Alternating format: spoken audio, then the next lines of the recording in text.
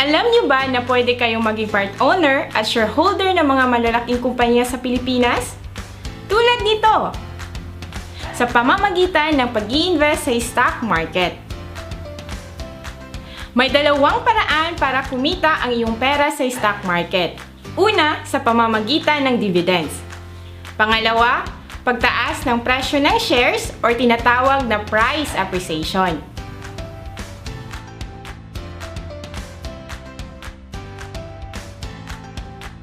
Now, i-share ko sa inyo kung paano maging part owner or shareholder ng mga malalaking kumpanya sa Pilipinas tulad ni Jollibee, Ayala, SM, BDO at marami pang iba sa pamamagitan ng pag-i-invest sa stock market.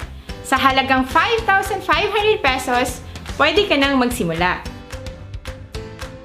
Stocks is a share in the ownership of the company. Kaya if nag-i-invest ka sa stock market, nagiging part owner or shareholder ka ng mga kumpanya na ito. The only stock exchange in the Philippines ay tinatawag na Philippine Stock Exchange or PSE. Ang office nito ay nasa PSE Tower, Bonifacio Global City, Taguig City. These are the sample of the public companies na listed sa stock market. Actually, there are 200 plus na listed companies sa PSE like Jollibee, Ayala, SM, BDO, Cebu Pacific at marami pang iba. Isa sa mga pinaka-main reasons kung bakit pinaregister nila sa stock market is to raise capital. At itong capital na ito or funds is gagamitin nila for business expansion or to fund their projects. Sa pag-i-invest ng stock market ay may dalawang paraan. Una ay tinatawag na direct investing. So, ikaw ang driver, ikaw ang may control, ikaw ang mamimili kung ano yung bibilhin mong kumpanya. Pangalawa ay tinatawag na indirect investing. So, para ka lang nakasakay sa jeep, isa ka sa mga pasahero. Ang driver or tinatawag na fund manager, siya ang mamimili kung ano yung kumpanya na bibilhin. Ito ay tinatawag na mutual funds. So, isa-isahin natin ang detalye sa pag-i-invest ng stock market, direct or indirect investing. These are the sample of the companies na publicly listed sa PSE or stock exchange. Since public, anyone can buy and shares of stocks by participating in the stock market. At para makapag-participate itong public investors na ito, kailangan mag-open ng trading account sa stockbroker para makapag-buy and sell of stocks. There are two types of investors sa stock market. Una ay tinatawag na short-term trader. Ito yung sinasabi nila na parang naglalaro ka lang sa stock market or nagsusugal. Pagkabili mo, gusto mo nang ibenta within an hour or within a day or within a month. Which is hindi ko to nire-recommend pag baguhan ka sa stock market at busy person ka. Yung pangalawang uri naman is long-term investor. So this is the sample strategy of a long-term investor. Ito ay tinatawag na strategic averaging method or SAM. You invest small amounts of money each month over a period of 10 to 20 years, but only in great or big companies. So this is a sample. So constant amount is invested at a specific time interval, and you sell stocks once target price is hit or attained, and you retain it for 10 to 20 years. So hindi talaga siya pang short term. So sample, if nag-ipon at nag-invest ka ng 6,000 per month, ang projected income mo after 10 years is 1.38 million. After 20 years is 5.89 million. After 30 years is 20.62 million. Ang calculation na ito ay based sa 12% na rate of return or return of investment na compounded per year. So yung strategy na ito, dapat mag-invest ka lang ng tuloy-tuloy at gamitin ang money cost averaging method. May dalawang paraan para kumita ang iyong pera sa stock market. Una, sa pamamagitan ng dividend. Pangalawa, sa pamamagitan ng pagtaas ng price ng iyong share or tinatawag na price appreciation. Dividends. This is a distribution of a portion of company's earnings or income decided by the board of directors. So yung purpose naman nito is to return wealth back to the shareholders or stockholder ng company. And there are two main types of dividends. First is cash dividends or stocks dividends. Cash dividends. It is a payment made by a company out of its earnings to investors in the form of cash. So, cash ang binibigay ng kumpanya sa mga investors. So, ito yung sample ng Notice of Cash Dividend ng BDO. So, depende sa number of shares na mayroon ka, yung BDO nag-declare ng 0.30 per share. So, thrice a year itong nagdi-declare ang BDO ng cash dividend. Ito naman yung sample ng cash dividend ng Metrobank or MBP. So, annually, nagdi-declare sila ng 1 peso per share ng cash dividend. Paano ba kumputin ang cash dividend? So, halimbawa, if may shares ka sa Jollibee Foods Corporation on or before April 27, 2020, si Jollibee Foods Corporation ay nag-declare ng cash dividend ng 0.62 cents. So, if may shares ka na 1,000 shares at ang dividend rate is 0.62, ang gross dividend is 620 less the withholding tax of 10%, so yung net dividend is 558 pesos. Pag 100,000 shares naman na mayroon ka, ang net dividend is 55,800. So this is the sample na your money is working hard for you. So sa Jollibee, bida ang saya pag may shares of stocks ka. The second type of dividend is tinatawag na stock dividends. So, instead of cash na ibibigay sa investors, additional shares. Sample, CSM ay nag-declare ng stock dividend rate ng 25%. So, if may 10,000 shares ka at may stock dividend rate na 25%, ang stock dividend mo ay 2,500 shares. So, may total 12,500 shares ka after the stock dividend. Price appreciation. So, this is the second type kung paano tayo kumikita sa stock market. Halimbawa, nag-invest ka sa Jollibee ng 100,000 way back 1997 na yung price is 27 pesos per share. At yung price niya last 2019 is 310 pesos per share. So, yung 100,000 mo noong 1997, 100,000 divide 27 pesos per share is may 3,703 shares ka. So, sa 2019, since 310 pesos na yung share, so 310 times 3,703 shares is 1.14 million. So, yung total earnings mo sa pag-invest sa Jollibee is 1.04 million. Another example is bumili ka ng shares ng Jollibee noong March 23 na may 98 pesos per share at yung price niya noong April 23 is 137 pesos per share. May difference na 39 pesos per share. So, ito yung tinatawag na price appreciation. Ito yung pagtaas ng presyo ng shares ng stock. So, if you bought 10,000 pesos worth of Jollibee Food Corporation noong March 23, ang pera mo after a month is 13,980. Ito ay may return of investment or tinatawag na ROI na 39.80%. So, pag in-invest mo naman is 100,000, ang pera mo after a month is 139,795. So, this is the sample that your money at work. Kahit natutulog ka, kumikita ang pera mo. How to start or paano ba magsimula? So, if you want to take action, kailangan mo mag-open ng stock or trading account. Pwede kang makapagsimula or makapag-open ng account na may fund na 5,000 pesos. And there are 33 online stockbrokers sa Philippines. So, ikaw na lang ang mamimili kung sino yung gusto mo na stockbroker. And then, after you open an stock account, then you can buy your first company. Take note na ang pag-i-invest sa stock market, financial literacy is required kasi maaaring maubos yung pera mo or magkaroon ng huge paper loss na tulad nito. Sabi nga, the higher the risk, the higher the return. But if you're willing to take the risk, then go for it. Before ka magsimula sa stock market, I highly recommend na basahin mo tong libro na ito. My Mate Invest in the Stock Market and Why You Should Do by Bo Sanchez na mula sa Truly Rich Club. Bago ko nabasa itong libro na ito, akala ko ang pag-i-invest sa stock market ay para lang sa mga mayayaman. At takot ako mawala ang pera ko. Pero hindi pala. Simple lang pala ang pag-i-invest sa stock market. If you want to grab a free copy of this ebook, you can leave a comment below and type free ebook. The second way sa pag-i-invest sa stock market ay tinatawag na indirect investing or mutual funds.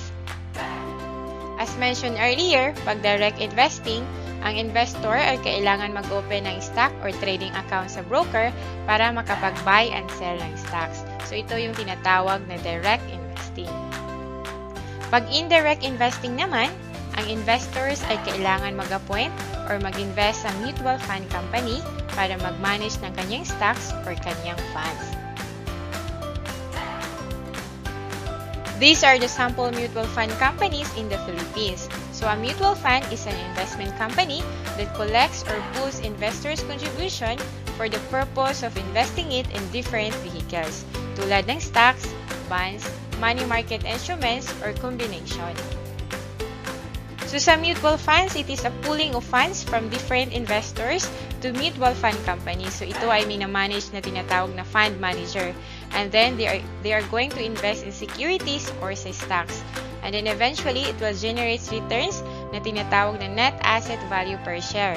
So it will pass back to the investor. So yan yung cycle sa pag-i-invest ng mutual funds. These are the advantages in investing mutual funds. Mutual fund company is professionally managed by a full-time and professional fund managers. So they are expert in managing your funds. It is very liquid. You can redeem or withdraw your shares in 3 to 5 banking days. Diversified. Sabi nga, do not put all your eggs in one basket. Kaya yung fund mo is naka-invest sa iba't ibang investment vehicle.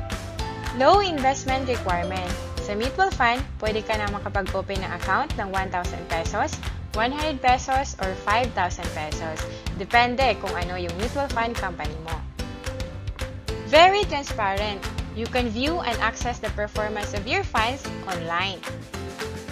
Strong track records. So makikita mo online ang historical performance ng mutual fund company mo. Safe and secured, kasi ang mutual funds are highly regulated by the Securities and Exchange Commission under the Investment Company Act and its implementing rules. So may mga compliance reports yan na sinasubmit sa SEC. Gains realized by investors upon redemption of their shares in a mutual fund are exempted. So gains are tax exempt. It is based on RA 8424, otherwise known as the Tax Reform Act of 1997. So these are the advantages in investing mutual funds: professionally managed, very liquid, diversified, low minimum investment requirement, very transparent, strong track records, and gains are tax exempt. Kaya recommended ito sa mga baguhan sa stock market, ang indirect investing or mutual fund. How do you earn from the mutual fund? Price appreciation. Ito ay pagtaas ng iyong net asset value per share. You can check the facts and figures of mutual fund companies sa pfa.com.ph. Ito ay isang association ng mga mutual fund companies sa Philippines. At yung Rockberg Financials or doon sa company's website.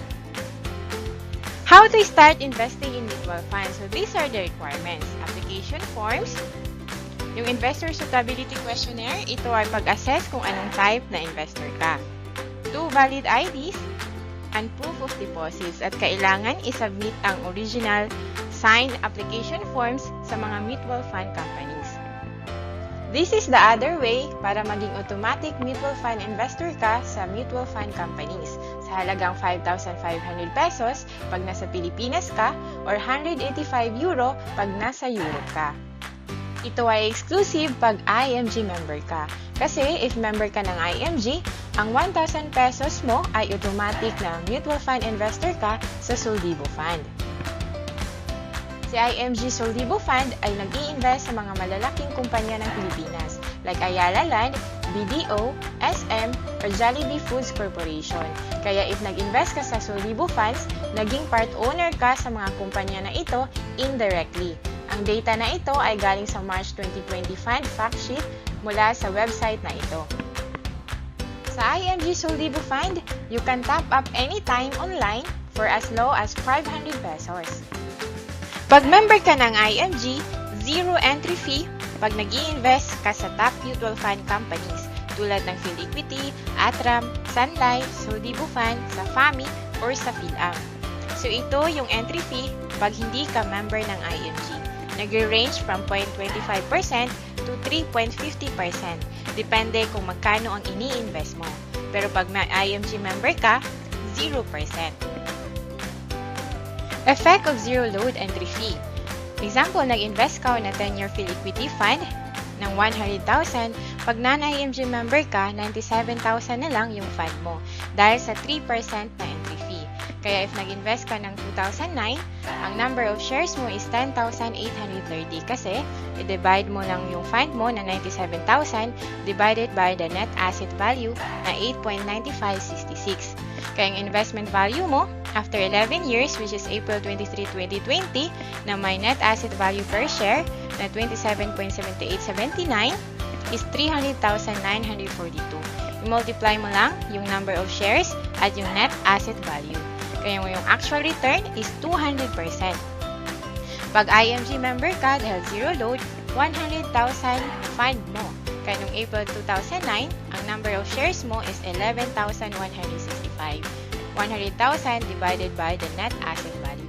Kaya yung investment value mo nung April 23, 2020 is 310,250. So yung actual return mo is 210%. So kung i-compare mo siya, malaki na rin ang 10% na difference. If you want to know more the top membership ng IMG, you may watch my YouTube video. Ang membership fee ay 5,500 pesos if nasa Pilipinas ka, or if nasa Europe ka is 185 euro. One time mo lang ito babayaran. Use my code 298243EU so that I could guide you on your financial journey. Excited ka na ba magsimula? Ako din, excited na for you! Kung magsimula ka na mag-invest sa stock market or kung mayroon ka ng stocks, huwag mo rin kalimutan ang pagkakaroon ng insurance. Kasi, what if na may mangyari along the way? Ipakita ko sa inyo kung bakit importante ang pagkakaroon ng life insurance. Example, ito si Mr. Stocks Investor at ito naman si Miss Insurance at Stock Investor. Pareha sila na may edad na 30 years old at nag-iipon na tag-invest sila 5,000 pesos monthly at namatay sila after 1 year or after 10 years. So si Mr. Stocks Investor, nag-iipon na tag-i-invest sa stock market 5,000 monthly or 60,000 annually. So yung total fund niya after a year is 67,200 if yung rate of return or yung average rate of return is 12%. Ito naman si Miss Insurance at Stocks Investor. Ang 60,000 annual contribution niya, bumili muna siya ng 1 million coverage na may annual premium na 5,710 pesos. At ang projected fund niya after a year is 60,245. So what if namatay sila after a year? So yung total death benefit ni Mr. Stocks Investor is 67,200. Pero si Miss Insurance and Stocks Investor is 1,060,245. So there's a big difference. What if naman if they died after 10 years? So si Mr. Stocks Investor, ang kanyang 5,000 monthly or 60,000 annually, after 10 years, ang kanyang total fund is 1.17 million. Kung may average rate of return na 12%. Si Miss Insurance at Stocks Investor naman, yung total projected fund niya after 10 years is 1.65 million. So what if after 10 years, they died? So yung total death benefit ni Mr. Stocks Investor is 1.17 million. At si Miss Insurance at Stocks Investor is 2.065 million. So malaki ang difference if may mangyari sa kanila. I-address mo tong 2 ifs of life. What if you die too soon? Dapat may life insurance ka. What if naman if you live too long? Dapat may investments at long-term healthcare ka. If you want to know more about life insurance, you may watch my YouTube video. So huwag kalimutan na i-build ang iyong solid financial foundation. Dapat mauuna ang healthcare na may short-term at long-term, income protection or life insurance, pag-manage ng iyong utang, pagkaroon ng emergency funds at ang mga investments. So build it from the ground up. The art of investing early. Halimbawa, si Mr. Invest Now, nag-start mag-invest ng 30 years old. Si Mr. Cash Up ng 40 years old. Si Mr. Wait Longer ng 50 years old. So sila ay nagsisave at nag-i-invest ng 5,000 monthly. So may total investment sila after 10 years na 600,000. But yung retirement fund nila at the age of 60, si Mr. Invest Now is 5.5 million. Si Mr. Catch Up is 1.8 million. Si Mr. Wait Longer is only 800,000. Kaya mas maigi talaga na habang bata ka pa, nag-start ka na mag-ipon at mag-invest. Take note na may 3 stages in a person's financial life. Una is man at work. Second, man and money at work. And third is money at work. Man at work.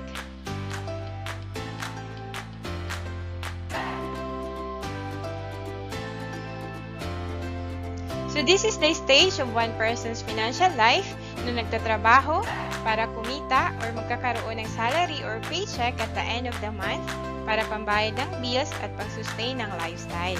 Pag hindi sapat ang kita, nangungutang or nagkakaroon ng personal loan and other loans. Kaya ang bagsak, walang savings or investments. Ito yung tinatawag na the rat race cycle. So there are 70% people in the world who are financially drowning. The second stage of financial life is man and money at work. Ito yung nagtatrabaho ka and at the same time, nagbibuild ka ng solid financial foundation. Third stage is money at work. Itong stage na ito, hindi ka na nagtatrabaho, kundi yung pera mo na ininvest mo dati ang nagtatrabaho para sa iyo. So ngayon, i-assess mo kung ano yung financial life na mayroon ka at ano yung gusto na financial life mo in the future. Ang pag-retire ay hindi kailangan na maghantay ng 60 years old, but it is the ability of your money to work for you. Ngayon, tanungin mo yung sarili mo. Kung ilang taon ka ng empleyado, may ipon ka na ba? Kung ilang taon ka ng OFW, may investment ka na ba? Kung ilang taon ka nang nagtatrabaho, may nagbago ba? Tanungin mo yung sarili mo, hanggang kailan mo gustong mapagod? Sabi nga ni Warren Buffett na isa sa mga billionaires in the world, if you don't find a way to make money while you sleep, you will work until you die. If may 5,500 ka ngayon, may 3 options ka para makapag-start mag-invest sa stock market. Option 1, direct investing. So if nag-open ka ng online trading account para makapag-start sa stock market, ang 5,500 pesos mo, pag binili mo sa Jollibee na may 135 pesos per share, ikaw ngayon ay may 40 shares na ng Jollibee Foods Corporation. Option 2, indirect investing. If nag-open ka naman ng mutual fund company, katulad ng Atram, kasi si Atram ay may holdings ng Jollibee, yung 5,500 pesos mo at ang price ng Atram or net asset value per share nito ay 2.4156. Kaya ang shares mo sa mutual fund company na Atram is 2,254 shares. Option 3, indirect investing to IMG Solidivo Fund. Ito ay isa sa mga benefits pag member ka ng IMG. So automatic na may IMG Solidivo Fund ka na 1,000 pesos. So sa 5,500 pesos na membership mo, at ang 1,000 nito ay nasa IMG Solidivo Fund, at ang price ng Solidivo Fund is 0.5585 per share today, ang number of shares mo is 1,790 shares. Sa IMG Solidivo Fund, naging automatic mutual fund investor ka, 0% entry fee, you can top up anytime for as low as 500 pesos. If you want to join IMG now, you can leave a comment below. I-type mo lang, Join IMG Now. Make sure na gamitin ang aking IMG code na 298243EU so that I could guide you on your financial journey. If you have questions or clarifications, leave a comment below or you can send me an email to jenelinbolo@yahoo.com, or you can send me on my WhatsApp 356-993-05402. Or you can follow me on my YouTube channel, Jenelyn Bolo Badaguas, to my Facebook page, Jenelyn Bolo Badaguas, and like our Facebook page, Brogs Financial Consultants and Investing OFWs. Hit like and subscribe for more Investing OFW videos. Don't forget to share this video to your family and friends para hindi lang ikaw ang marunong mag-invest sa stock market. Share with love. Sabay-sabay tayong mag-ipon at mag-invest kasi hindi habang buhay, tayo ay OFW. Thank you for watching! Keep on learning and happy investing!